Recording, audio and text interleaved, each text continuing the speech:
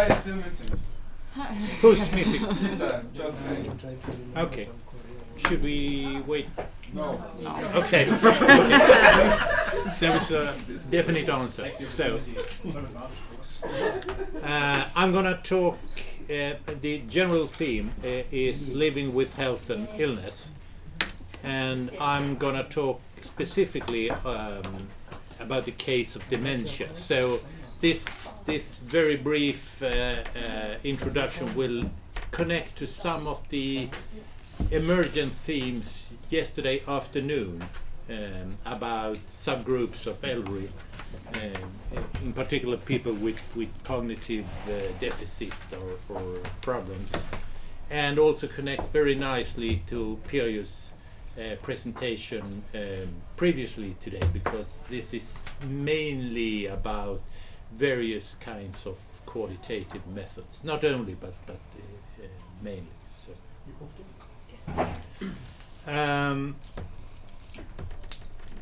My starting point is that people live longer, and people live longer worldwide, globally, not just in the Western world, but in Africa, Asia, and all over. So the mean length of life extends. In the Nordic countries, for instance, I think the general mean of life is 80, close to 85 for women, and 83, 84 for men, for instance. And you could compare with the situation 50 years ago, when the mean age was 67. So in 50 years, people have gained roughly a bit over 20 years, almost 25 years, as a collective experience, because there was always individuals who lived longer, but still. So it's sort of, and if you look at specific country, you'll see similar numbers, and although with a great variety in certain parts of the world. And people live longer with a healthy life. That is without serious illnesses, diseases. I think in the Western world, a general life curve is you live quite healthy for a quite long time, and then you have a fairly brief period of illness at the end of your life. So that's sort of becoming the new normal for quite a few people. But the interesting thing is also that you live quite long with chronic diseases. Just 25 years ago, you died. You couldn't live with cancer, basically. Today, quite a few people can live for an extended period of time with cancer, with some kind of treatment, and so on and so forth, for instance. And the consequences of people living longer, both without diseases and with chronic diseases, is there's an increase in the number of people with dementia all over the world. And the reason for this is that there's a strong connection between chronological age and dementia. The older you get, the higher is the probability for receiving a dementia diagnosis. And it's quite interesting that this connection seems to be moving. Some 15 or 20 years ago, the general saying was that among the 80-year-old in Western world, roughly 50% had a dementia diagnosis. Then it extended to 85 years, 50% had dementia. Now I've started to see figures that say of the 90-year-old, 50% have dementia. So what's happening is that people will get a diagnosis for dementia later in their life, and it seems to be moving up in the ages for quite interesting reasons. We can come back to that. But so generally, This is WHO figure that shows a projection of the number of people worldwide with dementia. And you see there's a quite sharp increase starting in 2020 and then sort of reaching quite high levels, almost 120 million worldwide in 2050. And you can also see, yeah, the colors are fine. So you can see that in the light green, that's the high-income countries like Western Europe, US, while the darker green is low and middle-income countries, like quite a few countries in Asia and Africa. And you can see the proportion of people living with dementia will be higher in low and middle-income countries. And these are also the countries with less resources economically and otherwise to organize social care for people with dementia. But so we expect a quite steep increase in the number of people living with dementia. So what is dementia? First of all, you need to learn a new word.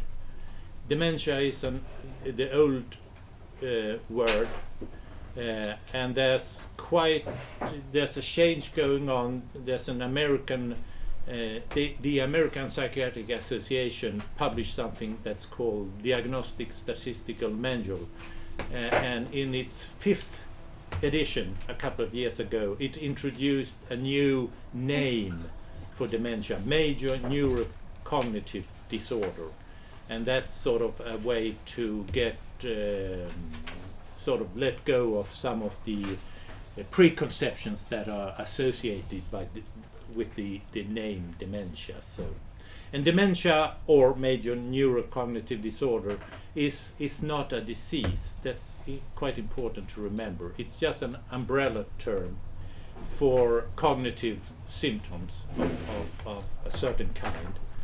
And so people that have sort of shared set of or variations of a shared set of cognitive dysfunctions could get the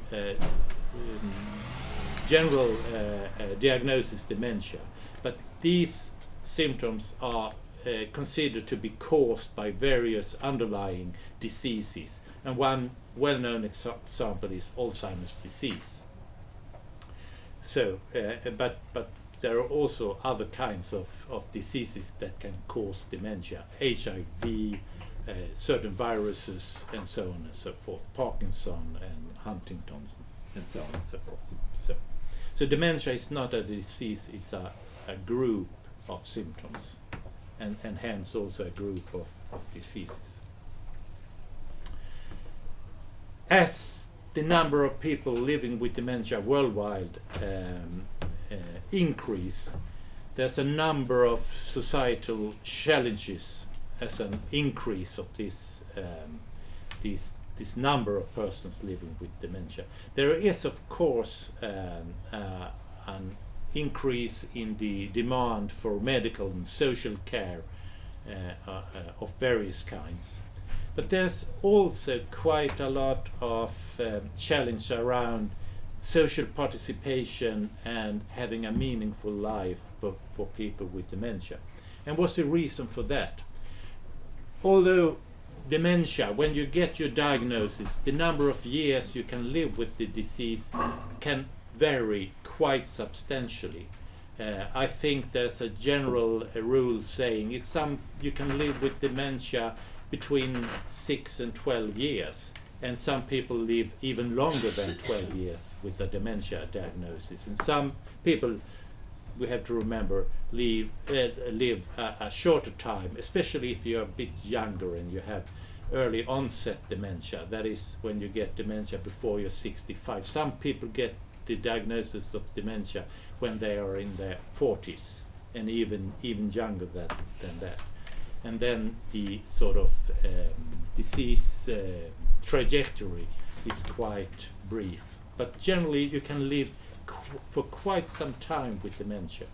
And the general rule all over the Western world at least, is that you only spend time at a social care facility, residential home or something, in the last part of the disease. That is, might be the last 1, sometimes 2 years, but or even briefer.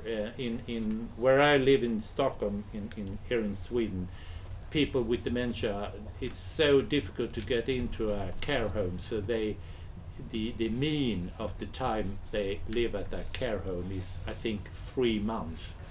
So what do people with dementia do the rest of the time? They live at home.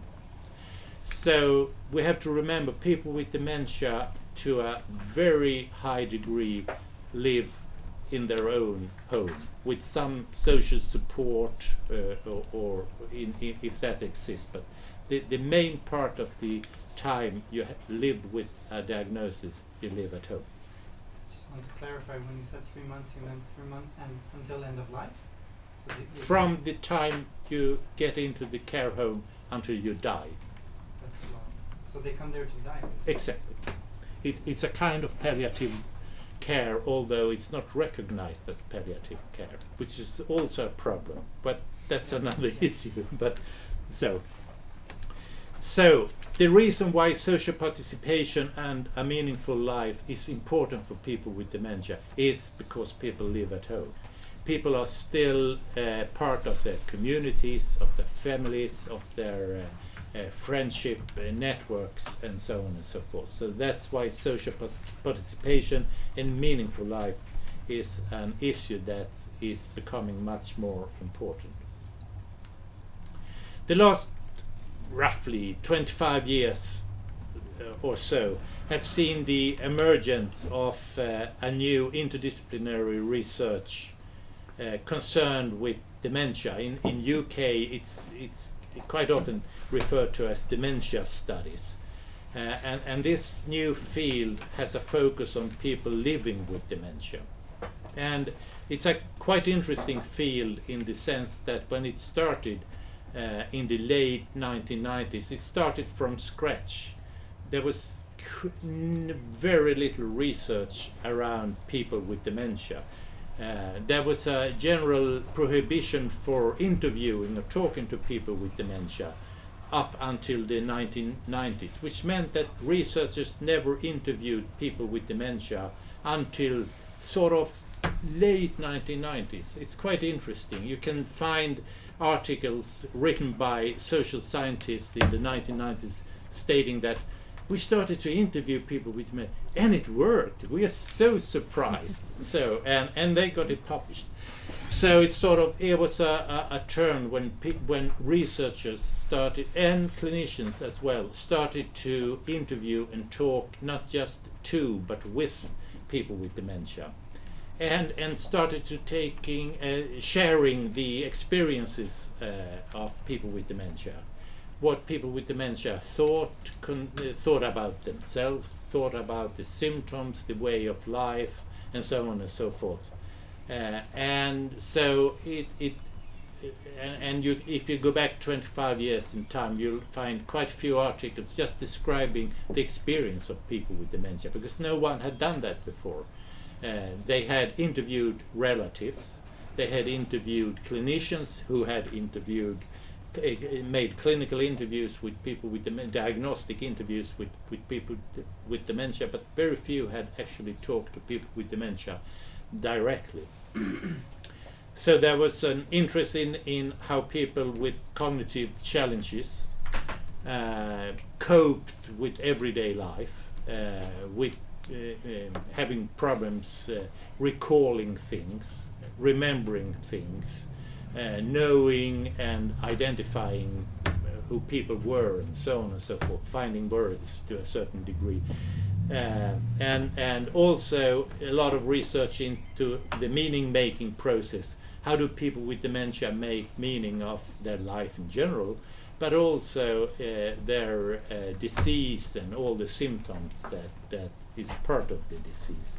And then this research also extended further into people with dementia living in the community And we got concepts like dementia-friendly communities and so on and so forth, and interest how to design urban environments and probably also rural environments for people with dementia, so they could sort of still live and be active in the local community and environment. And then finally we have seen an interest in the relationship between human rights and people living with dementia, and WHO and UN has published a charter on elderly and specifically people with dementia and their human rights, which is quite radical, in many ways radical document if you consider the policies of many countries. And around some 25 years ago, I think actually in the year 2000, a new journal started that sort of reflected these new studies and interest on people with dementia on their own, not primarily relatives or care, but what people with dementia consider to be important. And the name of that journal was Dementia, and it's published by Sage, and I think it's been on for 20 years or 25 years or something. So if you're interested in dementia and social science humanities, have a look at this journal. It's a quite good journal. In this new field of dementia studies, social science researchers, people from the medical, with a medical background, or people with a background in the humanities, sort of very quickly faced enormous methodological challenges and problems. For natural reasons, it was quite complicated. You can all imagine it's quite complicated to do interviews with people with dementia, for the simple reason that people with dementia have problems recalling things, have problems telling stories in the way that we as researchers would expect a story to be communicated, and so on and so forth. And this sort of led to a quite interesting phase of methodological creativity. And in the recent years, we have seen a number of methodological books published. This is one, Social Research Methods in Dementia Studies, published I think 2 years ago, that sort of updates how to do interviews with people with dementia, how to do observations. What quite few researchers has found is that you need to use methods that sort of emphasize data collection around what people are doing rather than what people are saying. How people use their body and embodied social action and so on, which in turn led to the general use of video recording. So in general, you can't do, my rule of thumb is never do an interview with a person with dementia without using video, because you lose 75% of all the important things that people are trying to say. So this new interdisciplinary research field, dementia studies, has researchers from all over, from psychology, sociology, nursing, medicine, philosophy, so on, and so anthropology. Yeah, it's a quite wide research field. I think it's quite close to gerontology, of course, sort of. It's the same kind of interdisciplinary research. But the interesting thing with this new area or field is that it has